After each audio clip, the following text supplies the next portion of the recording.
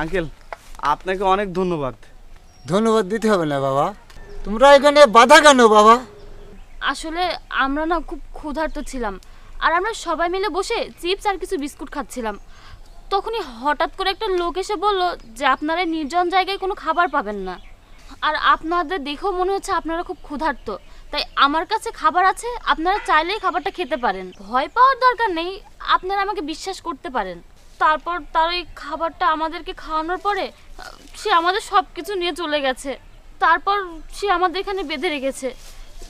এরপর আমরা আর কেউ কিছু জানি না। বুঝতে পারছি বাবা, তোমরা আমার সাথে আসো।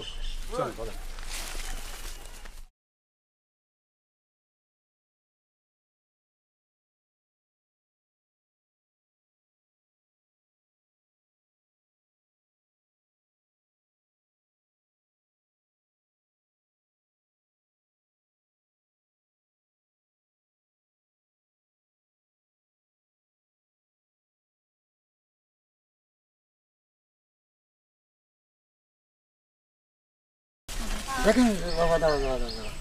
দেখেন তো বাবা ওই লোকটা কিনা।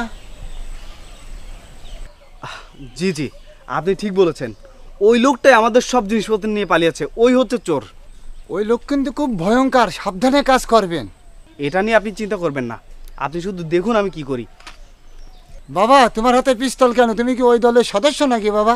আরে না না, ভয় পাওয়ার কোনো দরকার নেই, এটা আসল না, তাহলে? এটা নকল। সত্যি এটি নকল পিস্তল? হ্যাঁ। আরে আসলে হলে তো আরো ভালো হতো, আমি তো ওনাকে সরাসরি গুলি করে মেরে ফেলতাম। এই, আপনি কি পাগল হয়ে গেছেন? আপনার মাথা ঠিক আছে? সেটা জানি না, কিন্তু আসলে হলে না ওনাকে আমি সত্যিই গুলি করে দিতাম। বাবা আমি তোমাদের সাথে নাই।